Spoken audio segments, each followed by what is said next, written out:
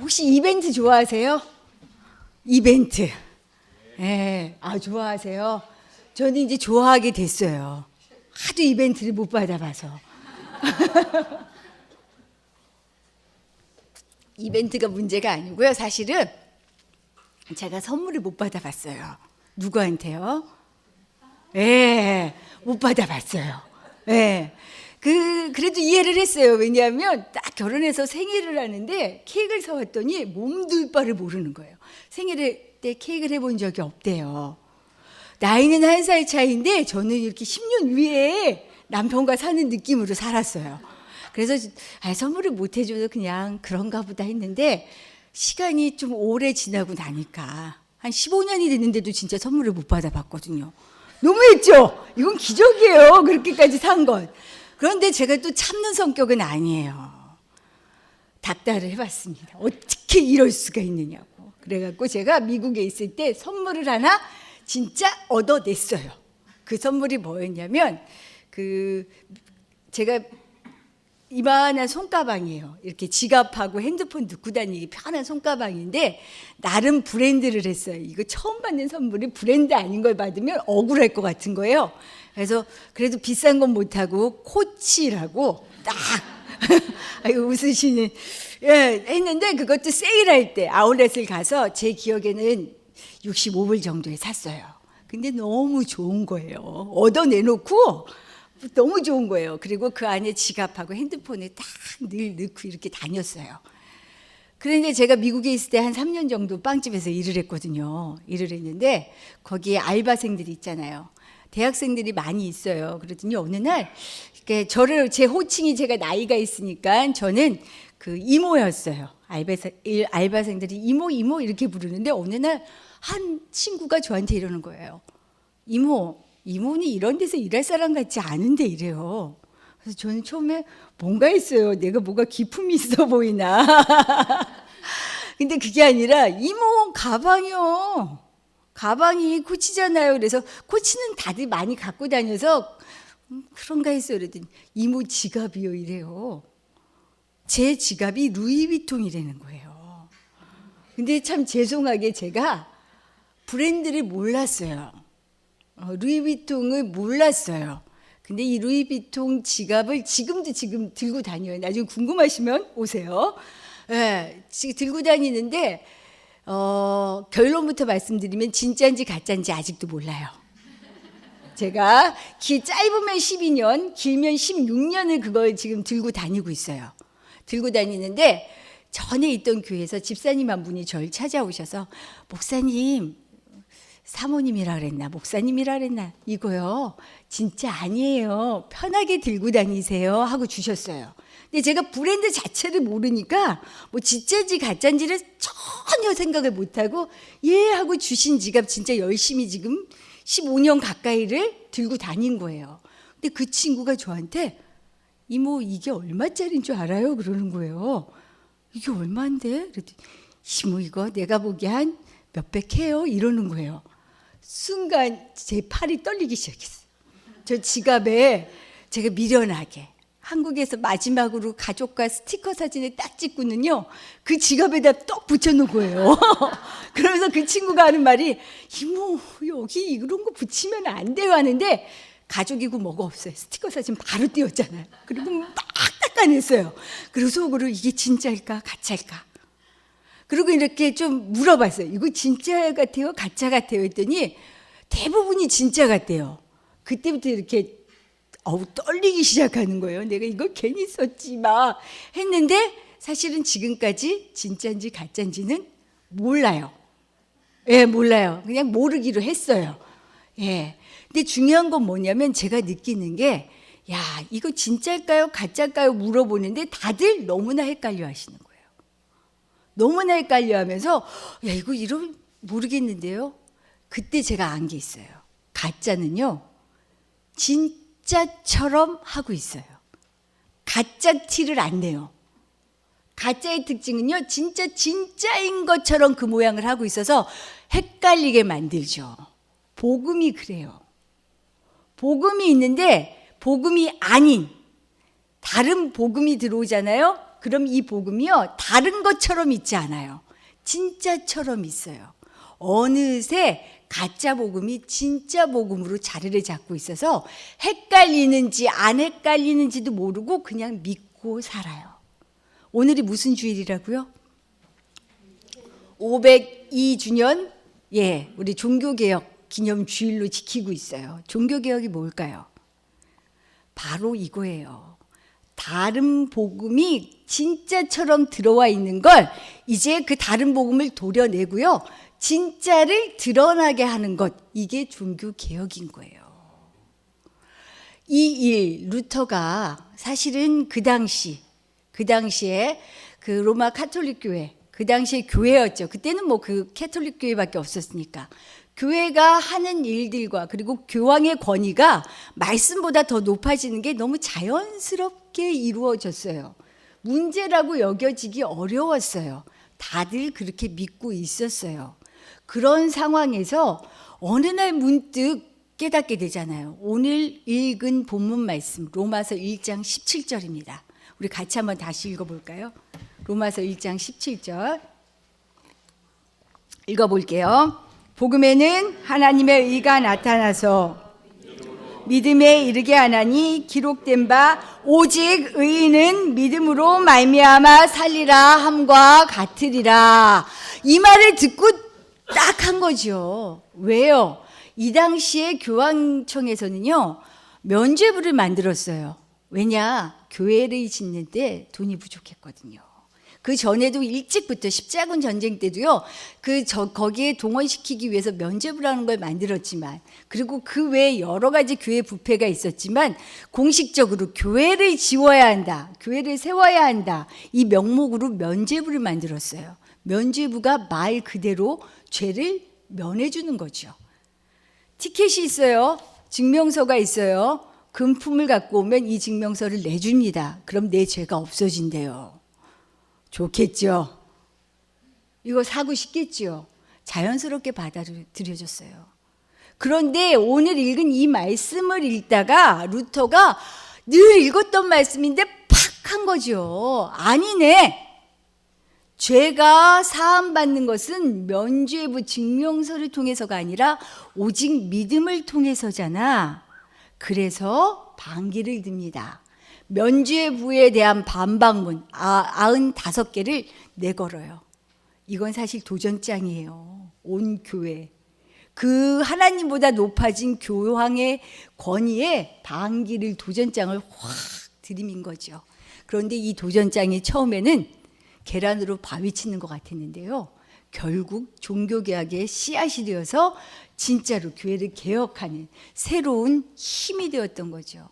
이처럼요, 가짜인 다른 복음, 그것이 나타날 때는요, 가짜는 도려내고요, 진짜가 드러내도록 우리는 날마다 도전장을 내미는 사람이 되어야 합니다. 이게 참 그리스도인이에요. 가짜는 도려내야 돼요. 도려내지 않으면요, 거기에서 어느 순간 싹을 내고 열매를 맺는단 말이에요. 이것을 도려내고 도전장을 내밀어야죠. 우리 지금 교회, 우리 교단에, 그리고 한국 뉴스에도 떠들썩하게 나오는 문제가 뭐가 있죠? 부끄러운 문제, 세습의 문제가 있잖아요. 명성교회 세습 허락된다고 하니까 이제 여기저기서 다 들썩여요. 그럼 우리도 되겠네. 이 세습을 금하는 법이 있었음에도 불구하고요, 법도 초법적으로 세습이 허락이 됐어요. 그런데 이것을 허락하는 많은 분들의 의견은 어떤 의견이 있냐면요, 그렇게 큰 교회가 세워졌는데 교회가 안정적으로 되려면 새로운 목회자가 오는 것보다 자녀가 그 뜻을 이어받아서 하는 것이 더 낫다. 비슷한 것 같아요. 맞는 것 같지 않아요? 땡이에요, 땡. 교회는요, 목회자의 뜻을 펼치는 곳이 아니에요. 목회자와 성도들을 통해서요, 하나님의 뜻, 복음이 드러나게 하는 곳이 교회예요. 사실 교회는요, 어떤 면에서 오히려 한 사람의 목회적인 마인드에 머무르는 것보다 시간이 지나고 나면요, 이전에 생각하지 못했던 새롭게 창조되어지고 새롭게 피어나는 그 새로워지는 역사가 교회에 필요해요. 그런데 이것을 막으려고 하죠. 그리고 지키려고 하죠. 물도 고이면 뭐 한다고요? 썩어요. 썩어. 냄새나요. 흘러가게 해야죠. 구멍 내야죠. 교회가 복음이 아닌 다른 복음이 들어오면요, 우리는 뭘 해야 되냐면 물이 흘러가도록 구멍을 뚫어줘야 돼요. 도전장을 내밀어 줘야 돼요. 이거 아닙니다 말할 수 있어야 돼요. 예수님이 이 일 하셨어요. 사실 복음은요, 제가 아주 오늘 과격하게 표현할게요. 복음을 다른 식으로 표현하면 제가 이렇게 표현하고 싶어요. 복음은 혁명이다. 뒤집어 놓는 거다. 변화를 꿈꾸는 거다. 혁명가. 겁나죠?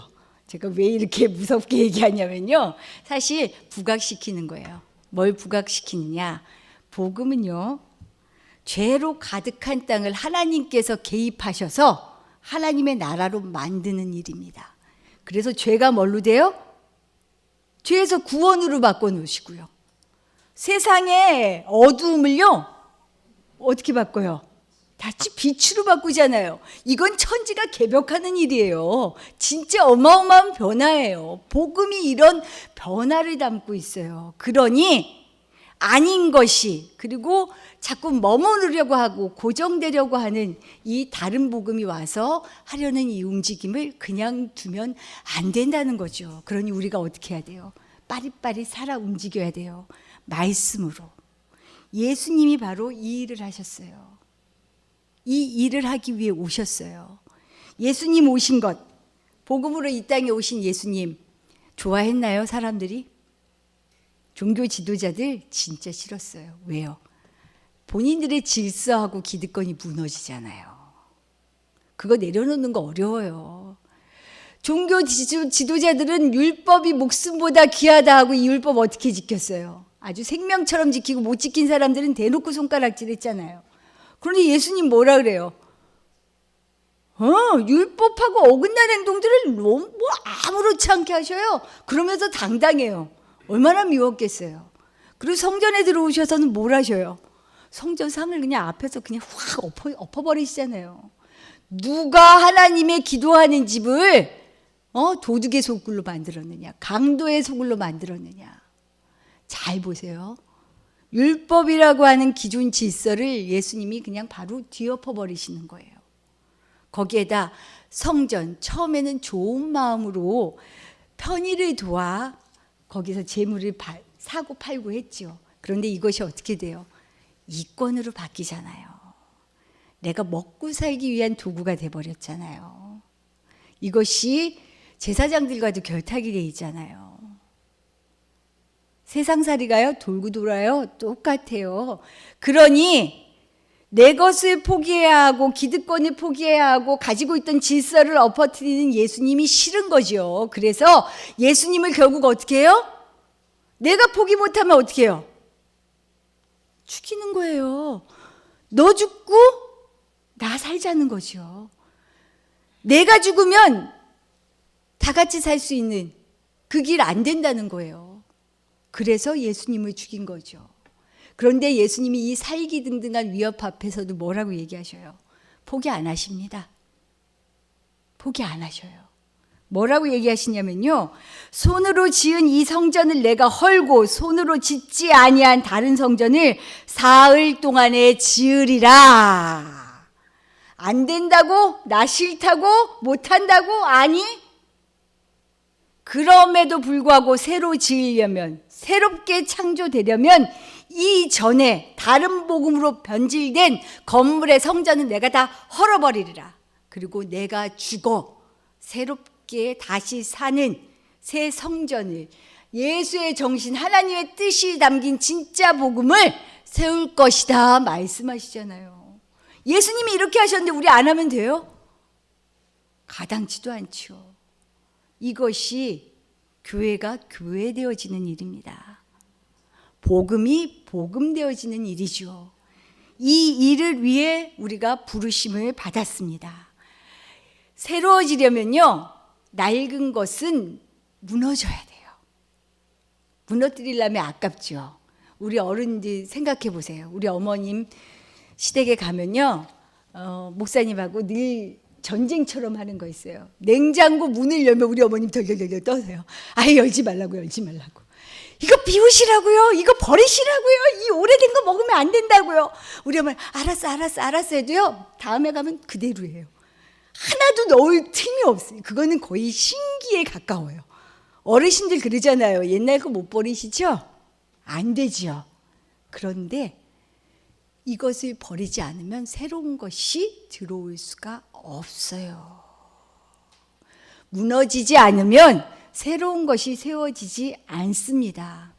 다른 복음이 들어와 있으면 이것을 뿌리째 뽑아내지 않으면 진짜 복음이 살아 움직이지를 못해요. 이것을 위해 지금 부르심을 받았고요. 종교개혁이라는 것이 바로 이거죠. 그렇다면 지금 이 시대에 나에게 무너뜨려야 할 가짜 다른 복음이 무엇일까요? 양심을 딱 세워서 한번 보시오.